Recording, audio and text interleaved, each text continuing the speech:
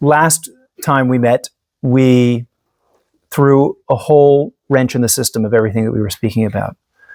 We've built up weeks and weeks of our definition of faith, or Emunah, as the ability to cling on to that which you already know truthfully and not let go, to be faithful to that message. And then I brought you last time a whole slew of sources, most of which originate in Chassidic thought, but as we'll see today, do not originate. They don't begin in Chassidic thought. The Chassidim are borrowing from a long tradition that somehow Emunah precedes emes. It precedes truth, intellectual truth. And that, according to some, like we saw last time, Rabbi Nachman said, it's actually a falsehood to suggest that you need to intellectually prove God before you reach Emunah. No, they say. Emunah has to be the first thing. That's the foundation upon which everything else builds. Just catching you up here. Everyone remember this? So just remind me to do attendance at the end of the class, just because we started already. So Rabbi Nachman himself said, you can't do that. And instead, where does Emunah come from? Do you guys remember? Where does that innate Emunah come from? How is it possible to have Emunah, to have perfect faith that Hashem exists and all the things that we know about God? How can we do that without trying to engage in it intellectually? Where does it come from? The lowest part of the soul, that was Rav Tzadok. Rav Tzadok says the beginning of Emunah takes place in the nefesh, and then you get up to the higher part of the soul, which there you get emes, and then you develop even more onto that, and then you get seichel. Where, says Rabbi Nachman, does Emunah come from? Your heart? Not quite. Got to read it again. I mean, he says, what? It's someone working on midos. Which source? First source. That was Sichos Haran, written by Rabbi Nassan, the student of Rabbi Nachman.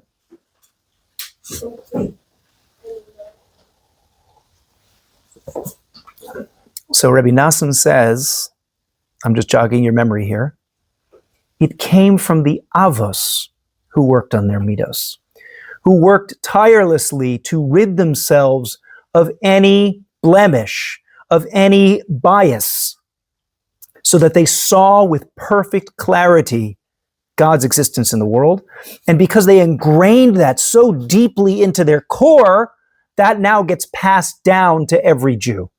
And so we can draw on that Emunah anytime we want. We just have to look for it. It's there. It's already there. But there were two important things that we drew from that. Number one, that somehow Emunah doesn't really have to do with the intellect. It has to do with midos. It has to do with something that is beyond or separate from the intellect. And number two is, interestingly enough, we've almost come full circle, is that Emunah comes from your parents. Literally. It's genetically, spiritually passed down through your ancestors. Yeah? Good. We're caught up a little bit. You guys remember this? Yeah. We said last class that it needs to come, you said Emunah first, then MS and intellect. That was Rav Tzadok. Rav Tzadok says, drawing on this idea, right, in the same vein, he says that the lowest level, the baseline level, is Emunah. And to Rav Tzadok of Lublin. And Rav Tzadok is echoed, if you want to get a more visceral example of this, in the very end, we quoted the Tanya. And the Tanya says, how is it possible that Jews who are completely disconnected, who have never learned a word of Torah in their lives, don't do any mitzvahs, don't keep any Shabbos, are willing to sacrifice themselves when they're challenged in their Judaism? They're willing to jump in the fire rather than convert, which is what people did do. Not everyone, maybe not even most, but a lot of people did. Where does that come from? That comes from this innate emunah. It's not from the intellect. It's not academic. It's nothing. But there's this sense that it's like, I know who I am. When push comes to shove, that I'm willing to die for it. So that's clearly, I think that's what Reb Tzadok is saying, that it's the lowest level. It's something that does not need to be developed at all. But once you become aware of it, and once you bring it to the fore, then you can develop it. And then it becomes emes, an emes which is built on emunah.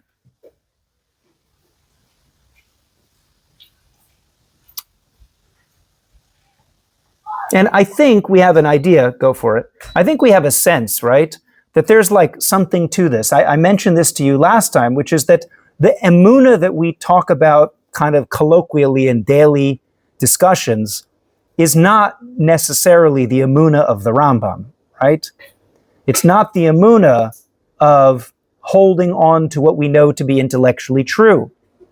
It's the emunah of the simple Jew, the emunah of Rebbetzin Kanievsky, the emunah of people who just exude this sense that they're close with God.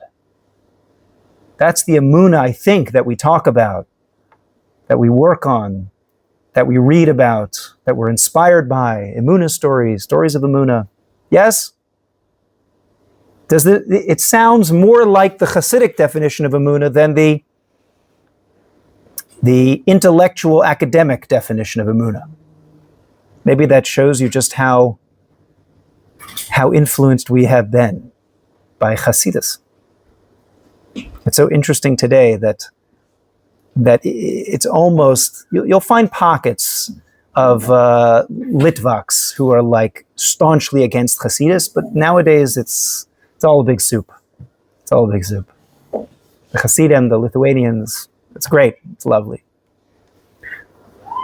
So we are now entering new territory in understanding Emunah, and we have to try to figure out, well, what is this Emunah? Where does it come from? How do we understand? How do we wrap our heads around Emunah? Like, how do you just inherit Emunah? What does that even mean? And what are we talking about? Let me make it really stark. Put it really into focus. When somebody says to you, have Emunah, according to the first definition, it says, you know that Hashem is looking out for you. You already knew that. You proved that when you were discussing hashgacha and the role of Hashem in our lives. And when you read about Yetzias Mitzrayim and everything that you know and you're taught, you knew that already, right? And so when someone says, have Emunah, you need to strengthen your Emunah, you need to work on your Emunah, what is it? What are they saying to you? What are they saying? What? No. When they say work on your Emunah, what are they telling you to do? According to the first definition. First definition of Emunah is faithful. It means, come on, remember. You learned this stuff, right? Just, you got to jog your memory. You got to remind yourself. You got to put yourself back into that mindset. And that makes sense because to memory doesn't always mean forgetting information. When on Rosh Hashanah, we ask Hashem, remember us for good, remember us, remember your people. Did God forget? No, so what are we asking him to do? Put it in the forefront of his mind, act on it, live with it, live with that reality. That's what we're asking. That's what's being asked of you when someone says to you, have Emunah. They're saying to you, you know this to be intellectually true. You've already studied it. You know about Hashgacha Pratis. You know about Hashem making a bris with the Jewish people at Har Sinai. You know that when you do mitzvahs, it shakes the Shemayim. You've learned all that stuff, hopefully. Or maybe we're learning it right now. But you knew that already, so now live with it. Act like it's true. Yes? I mean, we do this all the time to ourselves. There's a moment of that should make you very happy, and you don't feel it.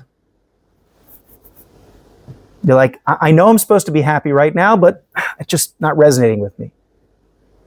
So what do you have to do? You have to kind of jog your memory a bit. You have to get yourself into it. You got to get into it. So that's what we're asking you to do when we say have emunah according to the first definition that we've discussed so far. Get into it. Come on. You know it's true. Now grab onto it. Hold onto it. Live it. But what are we now asking you to do? According to the Chassidim, who say everyone has emunah. You're born with emunah. There's emunah in all of you. So when someone says have emunah, what are they asking you to do? What are they asking you to do? Yeah. Is it really fair to say that like I don't know, is it really that like it's inside all of us? That's what the Chassidim are saying.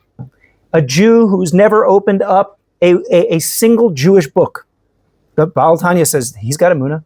She's got emunah. Okay. Rav Tzadok says it's the baseline of the bottom of your soul. Without any effort at all, the Avos Imahus have bequeathed to you emunah. You've got it. So when someone says to you, have emunah, what are you supposed to do? Oh, I'm done. I got emunah. Well, I should hope so. But what are they asking you to do? What is it that's inside of us? What is it that we need to tap into? What does this emunah mean? What is an emunah that's not arrived at through intellectual investigation? No one ever taught you a proof in your life. You've never heard the watchmaker's argument. You've never heard the first cause, the first mover argument. You've never reasoned to yourself that, well, if somebody invented a light bulb, then somebody must have invented the universe or the human eye or the laws of physics. You never thought about any of that stuff, never. So now someone says to you, don't you have emunah in Hashem? Don't you know there's a God? And you're like, I don't know. I can't see him, can't hear him, never thought about it logically, intellectually, don't know any proofs. How else do you know something? How else do you know something?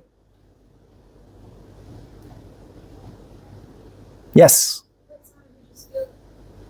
Sometimes you feel it. Well, what does that mean? If you feel something, does that mean it's true? Don't know what insects, like doesn't mean you're instinctive, right? Right, exactly. How do we know we're not deluding ourselves? Yeah. Unfortunately, it's a generation that's been raised on the motto of trust your feelings, but your feelings are sometimes very wrong.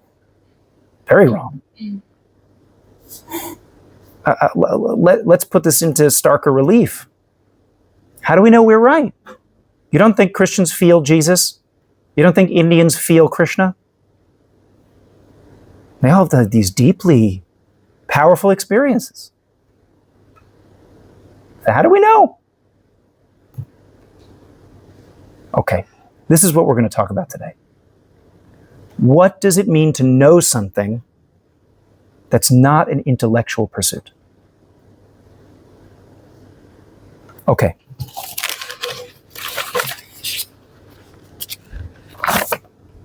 Source sheets time. Hooray!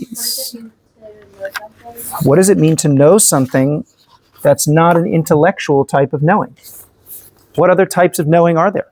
Here you go, guys. Why are there less people here today? Can you repeat the question?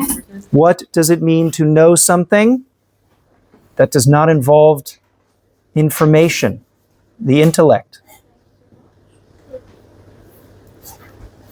What other types of knowing are there? That's what we're going to discuss today. Yeah. Maybe for the people who aren't here and they want it next time, I'll hold on to it. Okay, so I want to open it up for you, and I want to start by concretizing. You know how we have kind of one good word to define Emunah according to the first definition, which is faithfulness. Yes, it's not faith, it's faithfulness. Faithfulness to the truth. I want to give you one word that's going to summarize everything that the Hasidim have been telling us until now. Take a look at the Maharal. So you'll see that the Maharal preceded the Hasidim by a couple hundred years. So it definitely is not a Hasidic idea, or it doesn't start in Hasidus. The Maharal is quoting a Gemara. There's a Gemara that says that when King David came around, he took all the 613 commandments and summarized them into 11 precepts. And then, I'm blanking on who the other Nevi'im are, another Navi came and made it into 5, and then made it into 3, and then made it into 2. And then finally, Habakkuk, great name. You should name your kid Habakkuk. He was the last Navi. And he came and he put all the mitzvahs into one thing. He summarized the entire Torah, all the mitzvahs, into one statement. And that statement is, B'tzadik be'emunaso yichya. A tzaddik through his emunah will live. A tzaddik through his emunah will live. That's it. That's all the mitzvahs, if you want to know. So what does the Maharal say? What does this mean? Biur zeh. The explanation is, Ki al yedei emunah yesh la'adam dveikus bo yizborach. That through emunah, a person has dveikus to Hashem. Ki ein etzem ha'emunah rak hadveikus bo yizborach. Emunah is only dveikus. That's what it is. Dveikut. What is dveikus? How would you define dveikus? How do you translate dveikus? To stick to. Right. In modern Ivrit, what's devek? Glue. So dveikus is stuck, but it's more than stickiness. It is complete and utter integration. Davek means to be so fully connected that nothing can separate you. Nothing. The Mesilas Yesharim, Rav Moshe Chaim Luzzatto, in the last chapter when he talks about Kedusha, what does it mean to be Kadosh? It means that you are so utterly davek, connected to Hashem, that nothing you do could ever distract you from your intimate relationship with the divine. Nothing. So a kadosh, unlike someone who's like tahor, right? If you're just pure, that's great, but you need to stay away from impurity. People who are at that lower level, they need to maybe stay away from physicality. Physicality might take them away from their state of purity. But a person who's kadosh, unlike a person who's tahor, a kadosh can be engaged in whatever. They're eating, it's like they are a mizbeach. Their act of eating is like just going straight up to Hashem. They could be engaged in anything and remain totally connected to Hashem. Dveikus. Emunah is dveikus. And if you want to see it even more clear, the Toldos Yaakov Yosef, who was, I want to say the grandson of the Baal Shem Tov. I have to double check. One of the earliest students of the Baal Shem Tov, the Toldos Yaakov Yosef. Noda she'emunah hi dveikus haneshama b'Hakadosh Baruch Hu. Emunah is dveikus. Dveikus. That's what it is. Okay. Well, now you know. Now you know what Emunah is. I guess we can end the class here. Any questions? I think your facial expression says it all. It's like, huh? Yeah. Okay. What does that mean? Yeah. Good. Anyone want to like throw out like what's bothering you at this moment in your in time? Yes. How do you achieve that? How do you do that? What are we talking about? Yes, I have not given you any. You are no wiser about how to actually work on Emunah or have Emunah, right? The whole purpose of this is like when somebody says to you, "You got to work on your Emunah," right? I need to strengthen my Emunah. You would know what to do. According to the Rambam, the Shlah, Rabbi Tatz, it's obvious, right? Go back to Yetzias Mitzrayim, start reading the story again. Go back to your notes on Hashgacha. Great, fantastic. But the Hasidim who say, by the way, don't worry, you already have Emunah, and I'll tell you the secret. Emunah is Davekis. Good. Now go do it. Go be Davek to Hashem. I don't know. What do you do?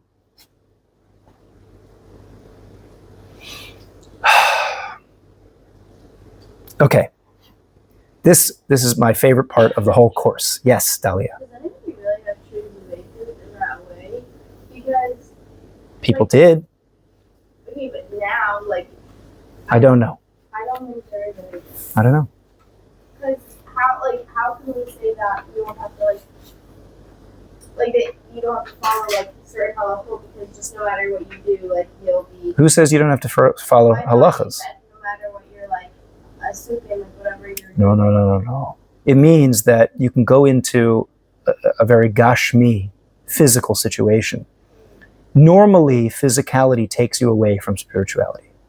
Normally it would, right?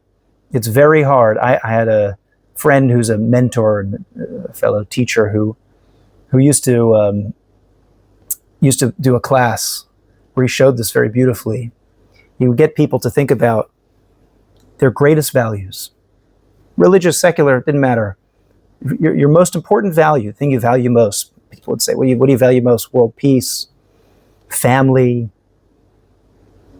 empathy, even Hashem, right? Okay, then he would bring out like the most delicious fudgy brownie that he could find. Okay? He says, now I want you to just focus on this brownie. Just look at the brownie, smell the brownie, look at the brownie. It looks really good, yeah? He says, okay, now hold on, pause for that for a second. Go back to your greatest value.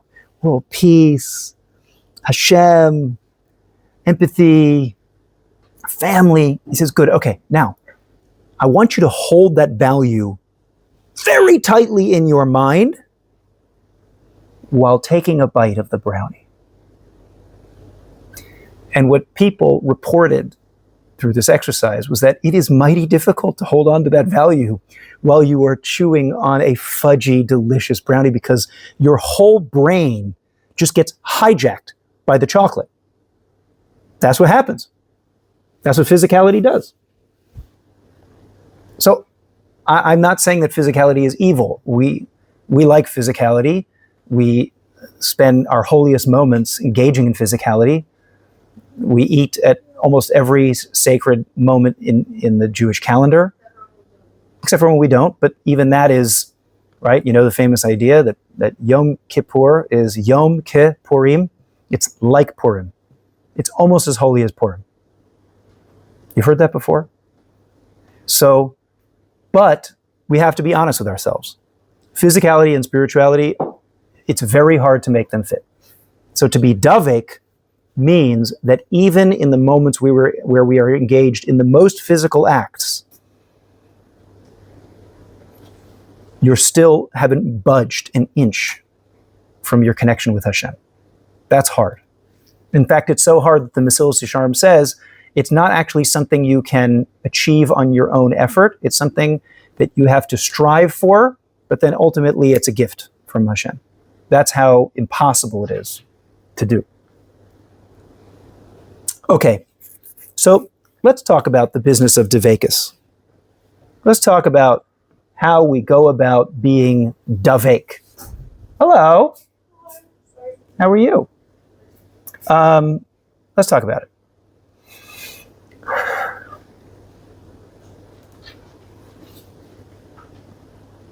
about 5 or 6 years ago now,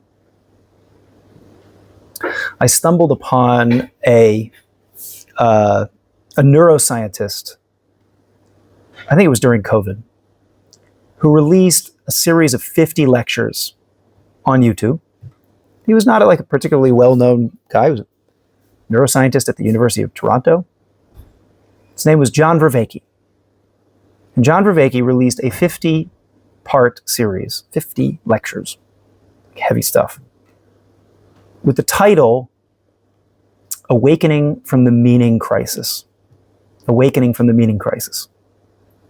That was very fascinating. He did not have great video. He didn't have great audio. This guy standing in front of a whiteboard, and half the time you couldn't even see what he was writing. His videos have millions of views. Something about what he was talking about resonated very deeply with a lot of people, where he spoke about this nagging sense of meaninglessness in the 21st century. It seems like a lot of people felt that way, and he put words to what it was that they were feeling. They couldn't quite put into words themselves. So one of the revolutionary ideas that was contained in that series was what he calls the 4 ways of knowing. 4 ways of knowing. He says, in the last 500 years, we have prioritized pretty much one way of what's called knowing something over everything else. 1, maybe 2. To such an extent that we've forgotten that there's something else, there's some other thing, there's some other way of knowing something. So let's put this into words so you know what I'm talking about. He says, the first way of knowing, and it's the way of knowing that you and I think of when we say to know something, is what's called propositional knowledge. Now, a proposition is something like a fact or a statement. Paris is the capital of France. A dog is a mammal.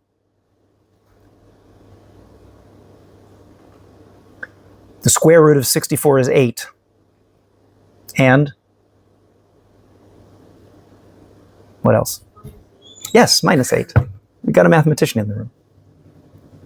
These are propositions. These are the things which, in all likelihood, you have spent the majority of your education studying. You study propositions, and then you repeat them on a test. What's the capital of France? Paris. What's the square root of 64? 8 and -8. Propositional knowledge is what we usually describe when we talk about what do you know? What do you know? Can anyone else think of another type of knowledge besides propositional knowledge? What other type of knowledge could there be? What could you know that's outside of facts?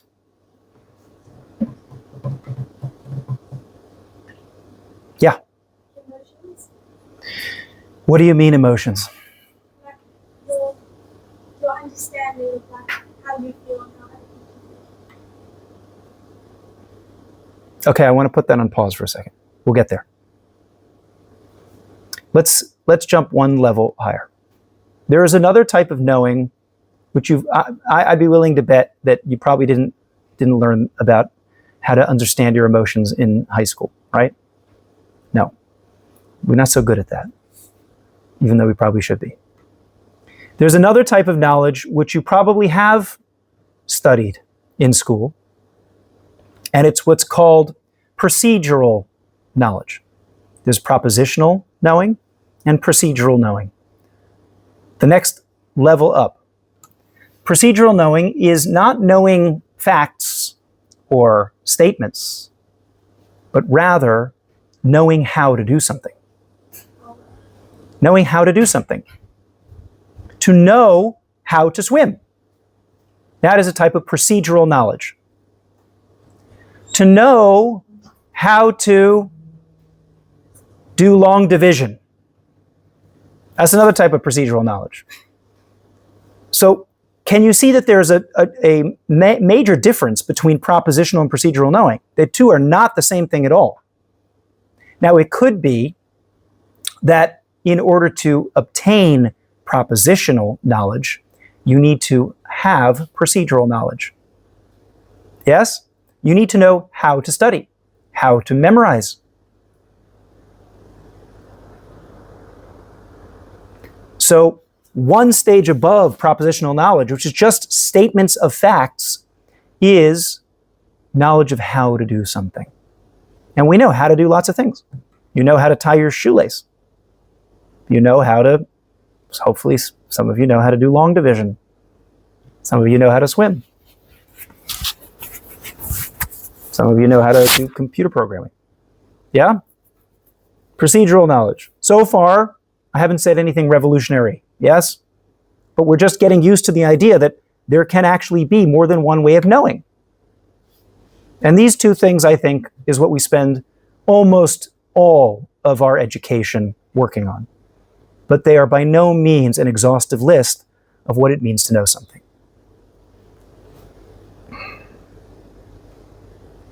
Third way of knowing. After propositional and then procedural comes perspectival knowing. Perspectival knowing. In other words, knowing what it's like to be something.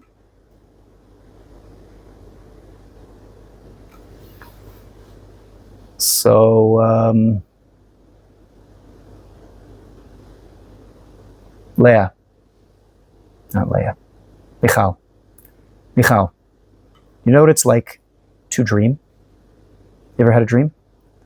Okay. Can you categorize that as like a fact? To know what the experience of dreaming is? What?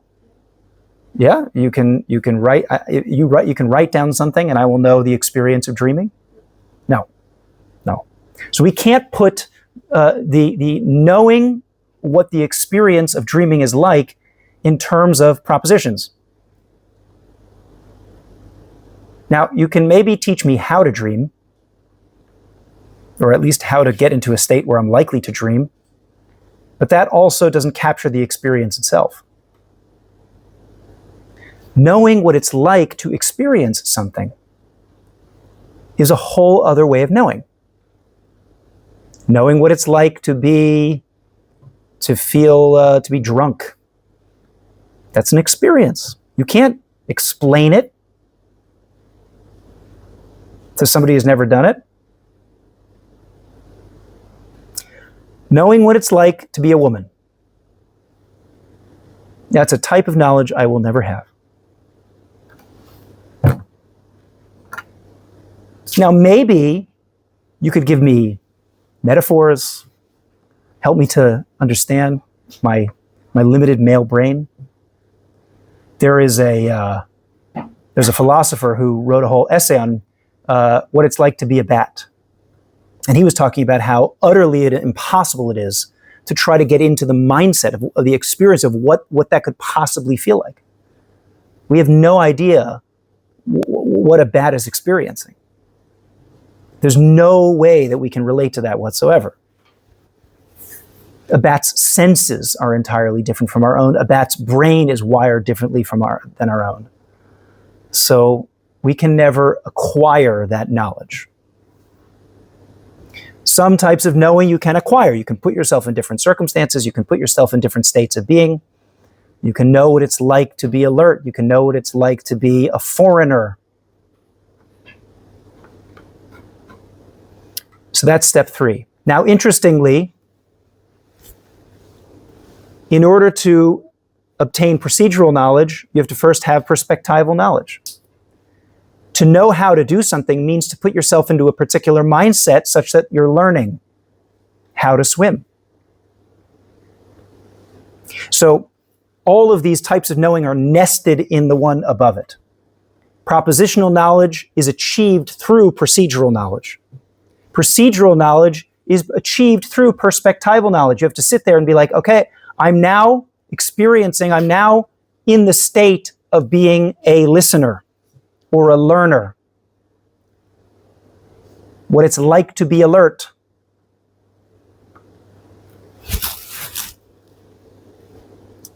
What it's like to be calm.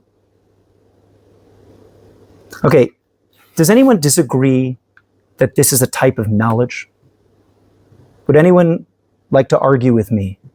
Maybe you think this is a fuzzy knowledge. We don't teach it in school. Every now and then, sometimes, if you're lucky, you'll get a teacher who might teach you some breathing techniques of how to induce a particular state of mindfulness. But that would be an example of knowing what it's like to be something. You can use procedural knowledge to actually teach yourself how to have a new experience. But part of this is also knowing what it's like to be you and to understand the feelings, the emotions that are inside of you. That's very hard to describe to other people. That's perspectival knowledge. It's not impossible, by the way. Sometimes you can inhabit the perspectives of other people to a certain extent, and that really is called empathy. That's the definition of empathy, is to inhabit other people's perspectives. And it's really hard.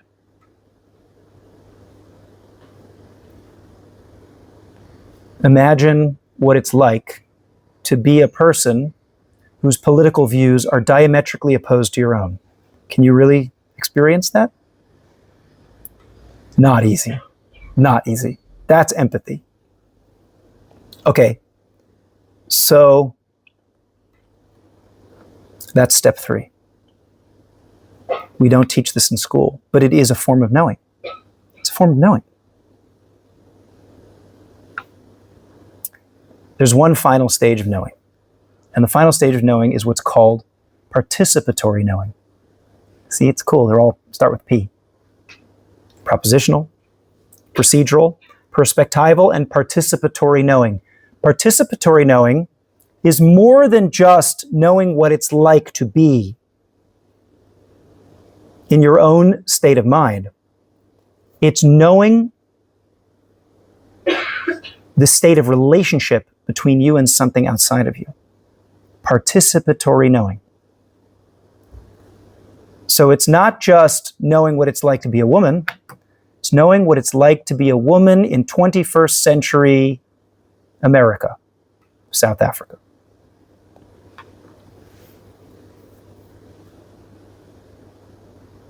It's knowing what it's like to be in a relationship. Now, this is similar to the third stage of knowing, but it's slightly different.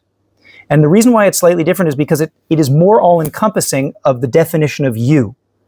You are not an isolated atom who is capable of disconnecting yourself from the rest of the world. So much of who you are at any given moment in time is defined by where you are, your surroundings, your environment, the people around whom you find yourselves. What is it like to be a 19-year-old woman in seminary? That's different from a 19-year-old you in your bedroom at home. You ever find that you come home and you start acting like you're 16 again? You'll get that more as you've spent longer and longer time away from home. You'll start to feel it more sharply. You get back home and you start to slip back into your older modes of being. You're going to get back home after an inspiring year here, and you might go home and visit your old home with your old friends who are maybe not as inspired as you are, and you may find yourself slipping back into old habits because who you are is very much a function of your environment and the relationship that you have with it. Yeah. I don't know if it's the third step of experiencing something, or if it's just the future. Well, you can experience a feeling, and the experience is real, right? I am feeling anxious. I'm definitely feeling anxious. But that anxiety might be unfounded. Anxiety might be my brain just playing tricks on me. I'm overstimulated. There's actually nothing to worry about objectively. So you can have a real experience, a real knowledge of a deceptive emotion. Do you get it? Get the difference? I think that's what people are saying, that you should, to validate someone's feelings does not necessarily mean that they're right. It means that I acknowledge that you are having those feelings. I'm not taking away from you the experience that you are certainly having. You are feeling terribly anxious right now, and I really acknowledge that. I really am giving you space for that. But let's talk about that anxiety, because it might be possible that something's triggering that anxiety that isn't really there. Okay? So the highest form of knowing, incidentally, is outside of you. It's the give and take, the exchange between you and something that is outside of you. It's the relationship between things. That's the highest form of knowledge. To know that relationship. Now, the reason why I love this so much is because it gives us a language to discuss exactly what the Hasidim are talking about here. What's Emunah? On a very simple level, Emunah is a proposition. I think most people, when you talk about faith or belief, they'll say belief is knowing that there's a God. I believe. I can tell you the fact that I believe in. It's a proposition.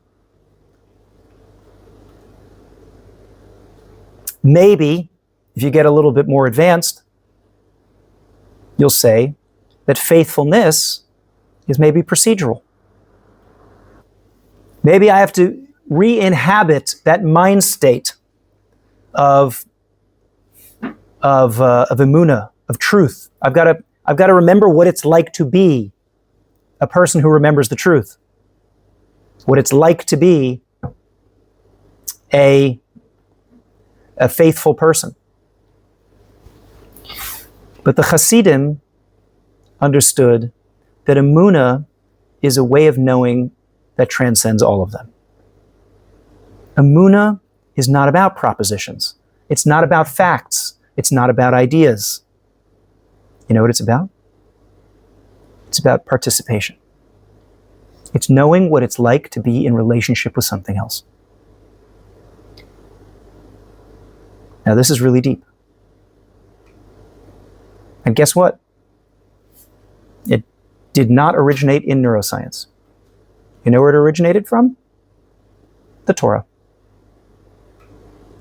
I'll prove it to you. Go back all the way to the first story in Chumash, the Garden of Eden.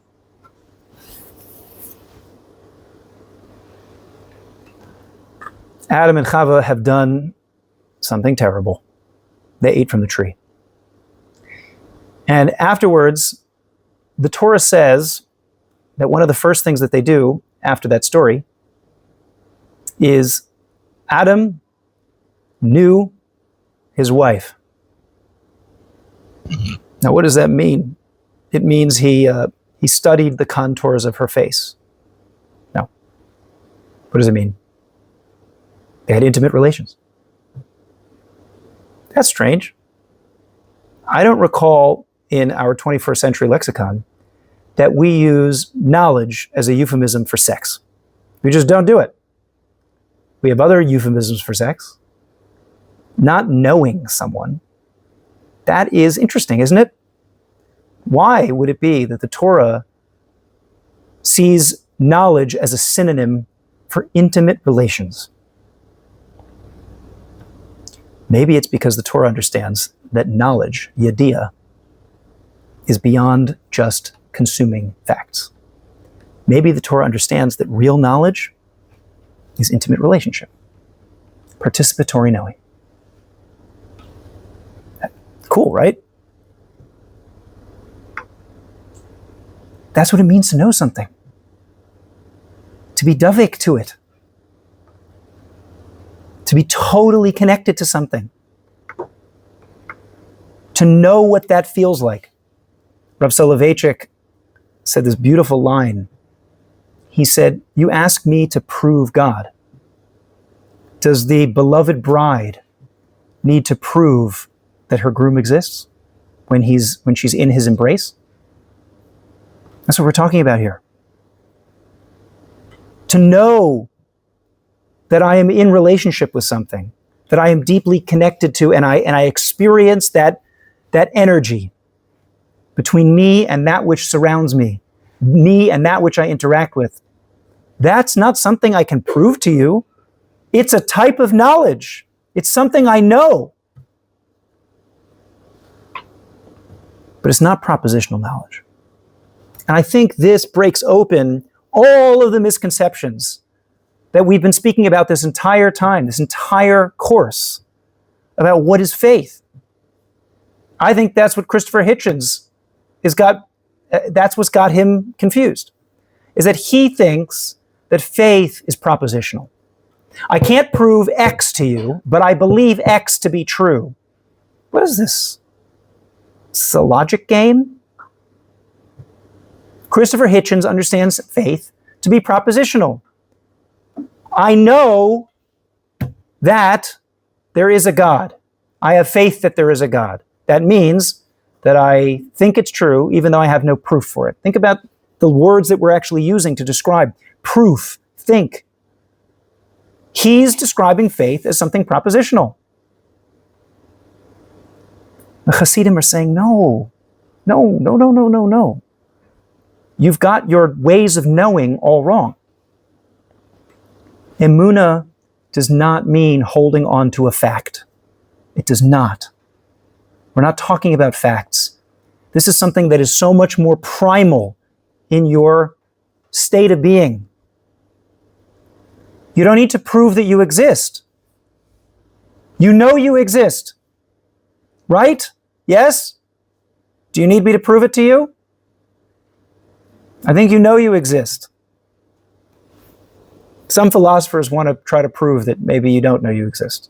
I think everyone here can say with absolute certainty, Descartes famously said, "I think, therefore I am." What he really means is, I have an experience, an awareness of existence. That is irrefutable. That means I must exist. Because if not, how could there be a me? If there's no me, then who's the I that's thinking about not existing? The fact that I can even think about not existing means that there's an I who's thinking. I must exist. That's way more primary. That's way more fundamental than trying to prove that dogs are mammals. Propositional knowledge is something that comes way down the line. The first thing that you need to be aware of, that you are aware of, is your relationship with your surroundings. And what the Avos did, when Rabbi Nachman says that they worked on themselves and they developed themselves and they cleared away and burned away all of the taivas and all of the biases that were distorting their perspective, at the end of the day, what they were left with is, there is nothing else but my relationship with Hashem.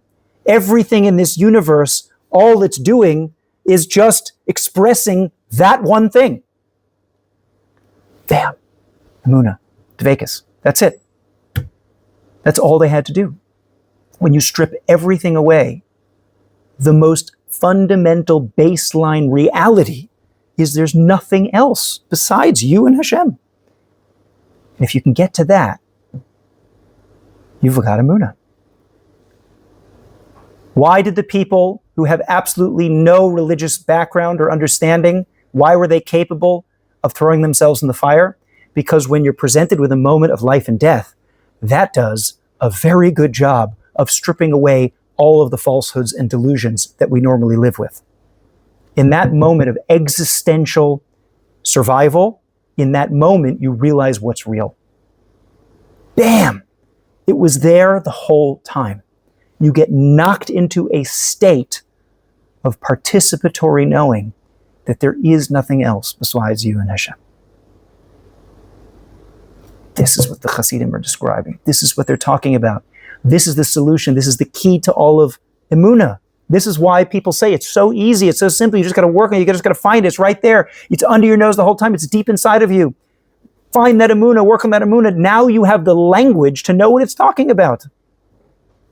Is this like a boom explosion moment in your head? Because it was for me. The fact that we just simply, the reason why people get faith wrong today is because they don't have the vocabulary for it. When you talk about knowing something, it's either knowing a fact or knowing how to do something. Perspectival, participatory, what are you talking about? We never learned about that in school. We don't know how to engage in perspectival. The fact that we're never taught it means that we never knew it was even an option. So when we talk about Emunah, we have to start thinking about it in these terms. Next week, we're going to investigate further and try to figure out, well, how do you actually go about doing that?